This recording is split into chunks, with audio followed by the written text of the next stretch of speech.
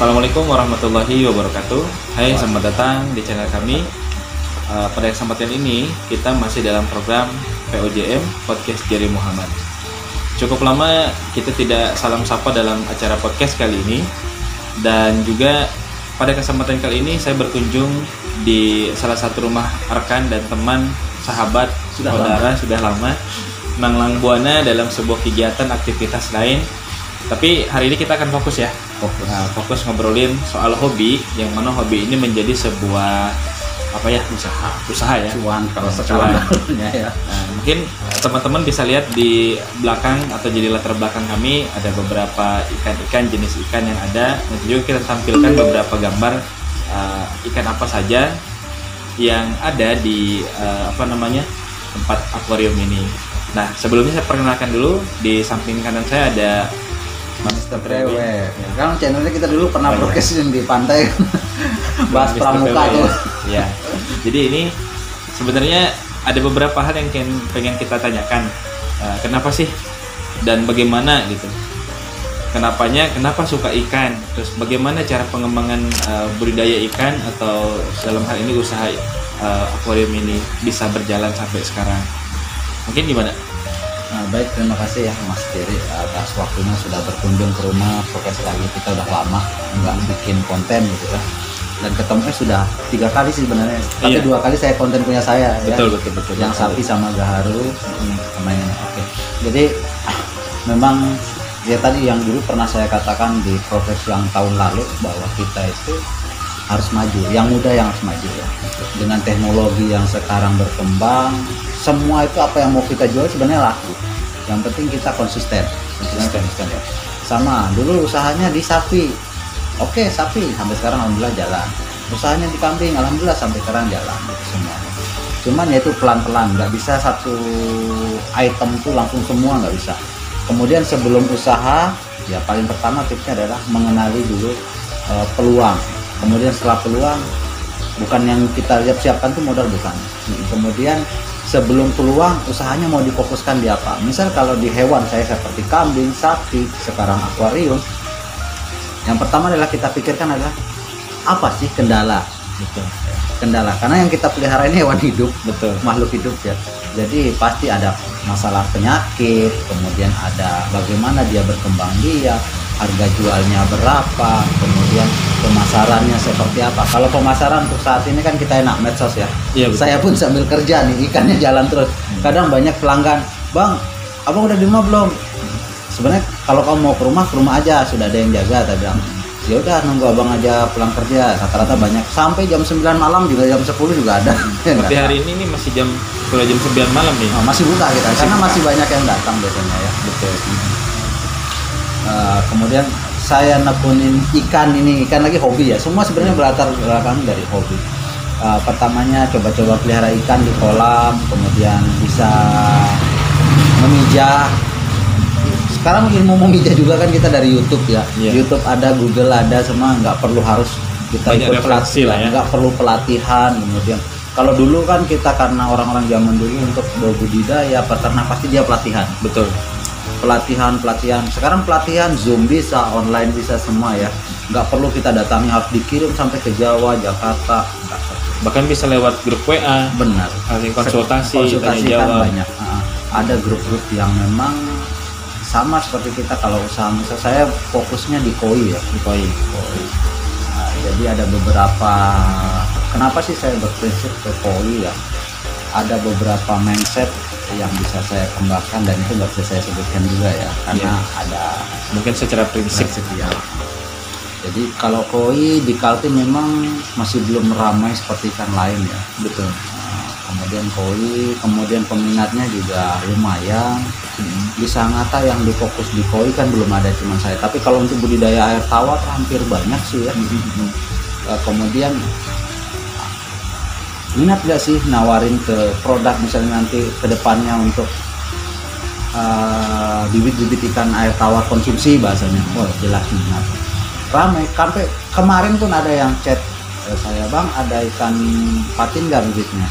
Sebenarnya saya mau menyediakan bisa, cuman lahannya belum sempat. Untuk saat ini lebih fokus ke ikan hias ya. Hias Ikan dulu. hias, koi tadi. Nah, ngomong-ngomong soal koi nih, kan tadi dari hobi, kita juga sebelum memulai kita harus tahu dulu, mungkin dari spesifiknya mungkin bentuk penyakit ya. Benar. Ya, jadi sebelum kita pelihara ikan, kita tahu dulu penyakit yang rentan terkena ikan koi ini apa-apa aja. Benar. Nah, ngomongin koi nih, koi kan bukan barang yang murah tuh, Pak. Nah, berbicara soal koi, mungkin dari secara modal aja besar. Pertanyaan saya, adakah orang beli? Ada. Ada ya? Ada. Dan berjalan sampai sekarang. Iya. Saya kan jual koi dari harga 10.000.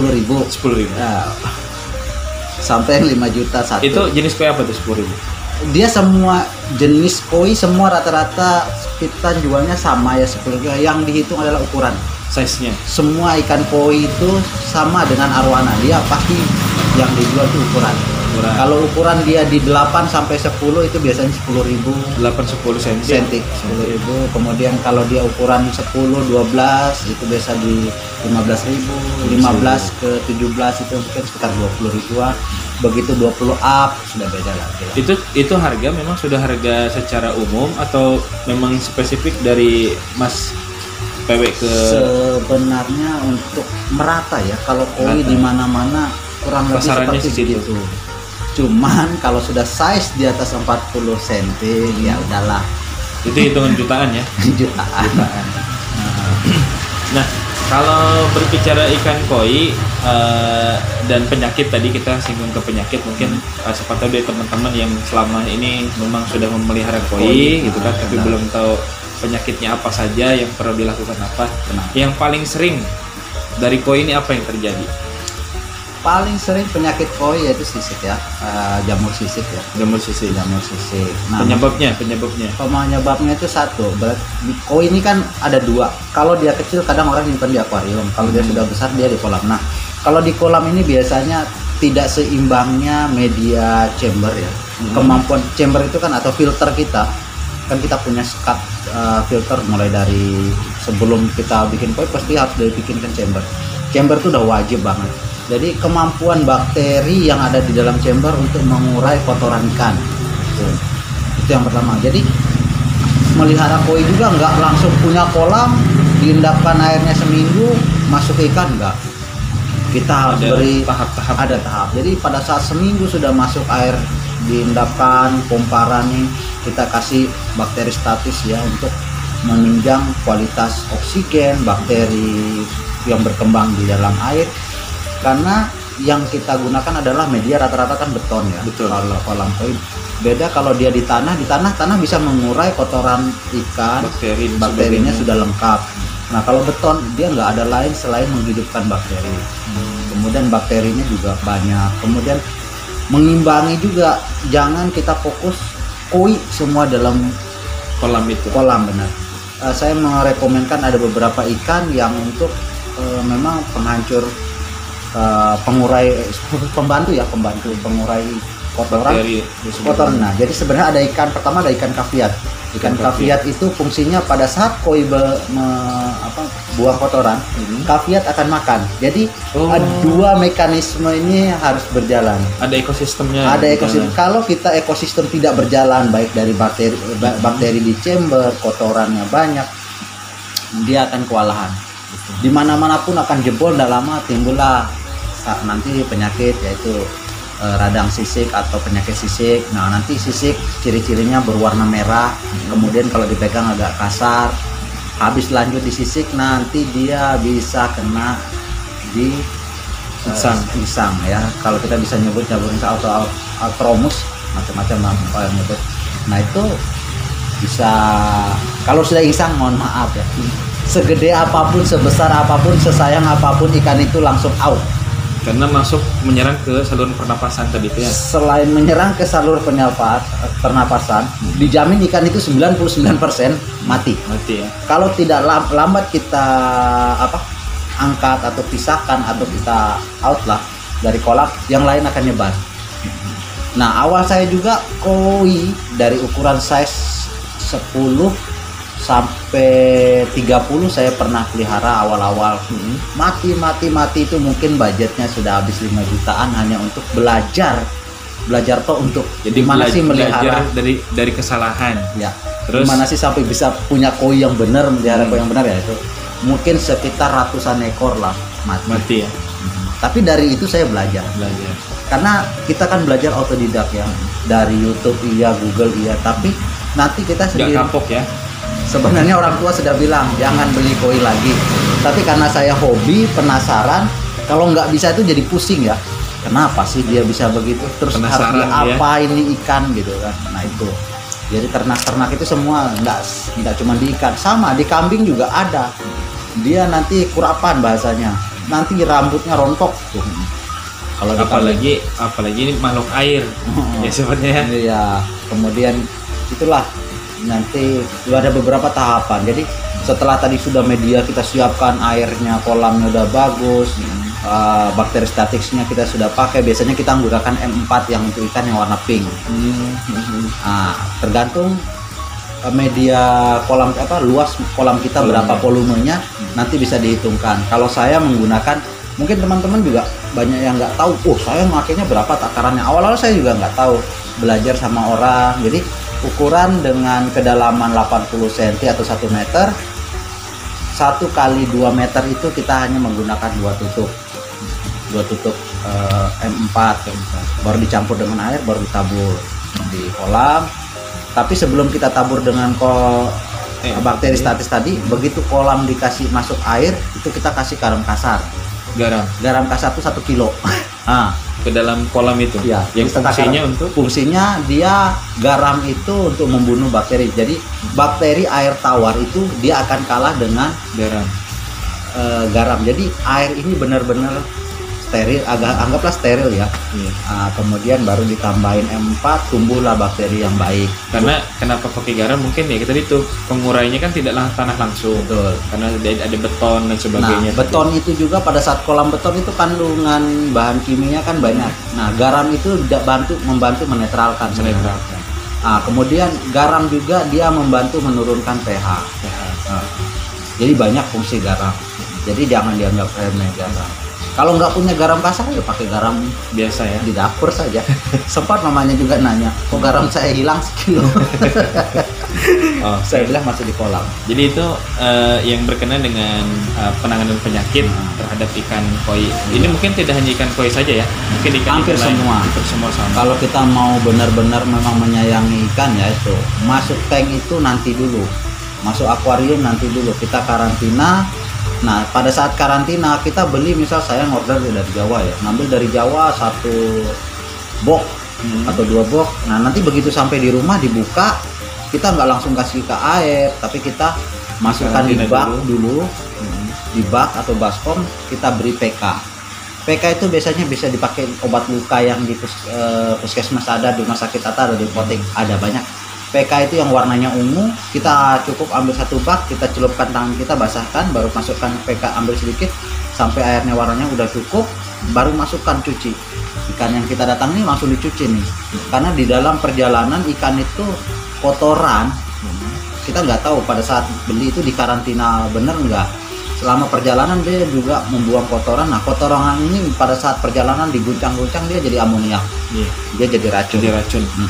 Jadi kita bersihkan dulu pakai PK, baru masuk di karantina. Jangan lupa kasih heater, arusnya dikencangin sedikit, oksigennya pastikan kasih banyak, kasih aerator, pompa aerator udah pasti lah, baru tutup. Dan ini betul-betul detail ya, artinya pelihara ikan koi ini yang dilakukan oleh Mas PW ini step by stepnya dijalani ya, sampai tadi ada yang mati ya, sampai semua. Ini menjadi sebuah pelajaran tersendiri. Terus mungkin bisa teman-teman nanti aplikasikan di rumahnya masing-masing yang mungkin punya hobi yang sama. Nah, ini kan tadi berbicara soal hobinya nih. Nah, sekarang hobi yang jadi usaha. Nah, usahanya sendiri, Mas Patriman selain jual ikan koi, ikan apa aja di sini? Macam-macamnya saya jual hampir semua jenis ikan hias ya. Kita bisa siap stokkan, bisa siap carikan kalau nggak ada. Tapi insya Allah kita bantu. Misal saya butuh ikan ini, ya siap kita carikan. Cuman yang ready di rumah itu ya mas koki, koi, habis itu blue danio, kemudian ada diskus, ada yang lagi viral-viral sekarang ya, cana ya. Cana. Di rumah juga ada cana, cuman ya itu cana ya lumayan harganya lah, hampir bersaing dengan koi. Lagi pula cana di sini juga bukan dari lokal kita di sini kan, Ya, artinya kita ambil kiriman juga. ada. Nah kemarin kita sudah pesan cana juga yang langsung dari India, kebetulan insya Allah minggu baru datang. Nah, jadi gitu, jadi kita pesan, jadi kita datangkan langsung ke negara asal. Betul-betul dikirim ya. Benar, jadi kita kan punya agen memang yang khusus mengambil ikan yang dari luar negeri gitu. Dan itu orangnya nggak jauh, cuma di Kaltim aja, jadi kita nggak perlu nyari ikan sampai ke luar negeri. Ada lah.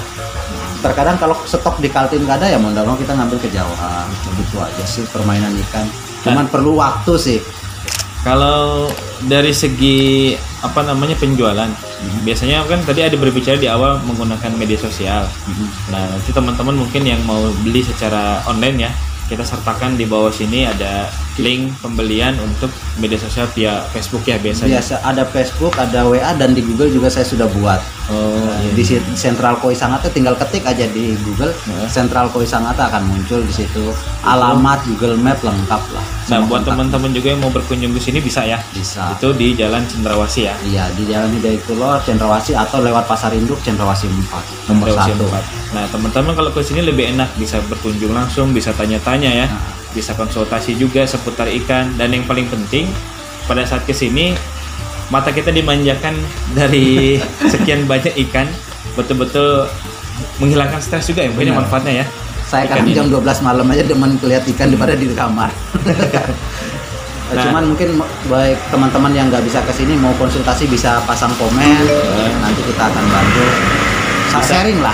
Bisa diramaikan lah di media sosialnya. Itu tadi nanti Facebooknya saya coba tampilkan, teman-teman bisa ngumpul di situ ya. Kita ramaikan di situ. Siapa tahu memang ada selama ini punya hobi ikan tapi tidak punya mungkin rekan teman yang sama hobi nih. Bener. Bisa ngumpul di sana. Atau dia peternak bingung jual, kita bantu. Kita bantu. Kebetulan kita punya grup itu khusus untuk yang grosir ya. Grosir. Iya, kita punya grup grosir itu. Kalau saya kayak kemarin saya punya stok ikan diskas ya, sekitar 200 ekor. Kebetulan yang ternak itu saudara sepupu, jadi bilang ikan gua bingung nih. Ya sudah, saya ambil, bang ada ikan nih, kirim langsung ke Samarinda. Samarinda lelang bless habis. Jadi ikan di sini mungkin baik itu ikan yang sifatnya untuk dikonsumsi bisa gitu ya, ataupun ikan yang sifatnya untuk hias. Tapi untuk saat ini memang Mas PW ini fokusnya di ikan mas hias, di ikan hias ya. Insya Allah tahun depan lah baru kita mulai ke ikan konsumsi ya. Nah, karena sebenarnya saya bisa datangkan cuma tempat ya, tempatnya sempit. Nanti insya Allah kita akan besarkan di tahun depan, nggak di 2 lantai insya Allah. Jadi stok ikan semua ada, peralatan, perlengkapan. Baik teman-teman yang mau kolam terpal, bikin yang biasanya orang melihara lele nggak mau banyak, 300 ekor pakai kolam terpal. Dan itu simple sih. Ibaratnya ya ada waktu luang kan sambil ngasih makan ikan, 6, 7, 8 bulan panen. Sebenarnya 3 bulan saya berani jamin kalau lele itu sudah bisa panen. Asal tahu ilmunya. Kebanyakan orang nggak tahu ilmunya, kemudian pakannya bagaimana, yang seperti apa pakannya gitu. Dan saya memang udah belajar juga kalau misal lele budidaya misal 3,5 bulan kita bisa panen, bisa saya bilang. Yang penting ikutin arahan, ilmunya dulu. Itu tadi sebelum kita masuk di dunia perikanan ya dunia ikan sih lah. Memelihara ikan tertentu dipelajari dulu karakternya, kemudian bibitnya dari jenis apa. Betul. Kalau dia tidak unggul ya mohon maaf gitu kan. Ya pengalaman saya pribadi pernah beli ikan dari Sangatta gitu kan dulu, terus bawa ke Sangkuliran, setelah itu 2-3 hari ikannya mati. Ternyata itu tadi kesalahan saya tidak dikarantina dulu, tadi sudah terus langsung kasih makan gitu ya, sehingga ikan jadi stres. Bukan stres, kita naik mobil aja kalau di jalan diguncang-guncang orang mabok, apalagi ikan. belum lagi mungkin suhu air, kadar air yang berbeda, pH air juga beda. Jadi saya kasih tahu bahwa ikan harus karantina. Karantina itu apa sih? Dikurung dan dipuasakan, dah itu aja karantina bahasa simpelnya ya. Kurung, puasakan. Nah, berapa lama ikan dikurung dipuasakan? Tergantung. Kalau di tempat yang pertama kita beli dia udah berapa lama nggak dikasih makan, kita tinggal nambahin. Kalau koi rata-rata kalau saya ukuran 7 10 sampai 20 itu kita pakai karantina seminggu. Yang size di atas 40 kita pakai 10 hari. 10 hari ya. Iya. Itu untuk membersihkan kotoran ikan baik dari tempat yang pertama. Kita nggak tahu bakteri apa yang dia bawa nanti di kolam yang baru. Nah, semua ikan yang masuk kita punya sudah peliharaan. Mau nambah nih, tetap prosedurnya karantina. Nggak bisa nggak. Jadi kayak ini ya, ibaratnya kasus COVID juga ya, karantina dulu. Benar. Jadi itu memang pelihara prosedur ikan karantina. Kalau mau ikannya sehat, mau hidup gitu. Sebenarnya ikan air tawar, ikan konsumsi semua begitu. Datang jangan dikasih makan, kasihan capek, biarin aja sehari 2 hari nggak apa-apa. Yang penting oksigennya tercukupi. Ikan yang nggak mati enggak, dia hidup di air ya memang dunianya dia. Iya. Gitu. Mungkin itu bincang-bincang kita pada kesempatan kali ini dengan Mas PW. Di kesempatan lain kita akan bertemu lagi, mungkin di tempat, di suasana yang berbeda. Ya. Saya Jerry Muhammad. Saya Mr. PW. Jangan lupa ya subscribe channel Mas Jerry dan Mr. PW. Ya, nanti kita tampilkan juga dan teman-teman boleh belajar di Mr. PW. Di situ ada beberapa, bahkan banyak ya, dari peternakan sampai dengan pertanian, dunianya di situ. Seperti teman-teman mau berkunjung, silahkan. Oke. Assalamualaikum warahmatullahi wabarakatuh.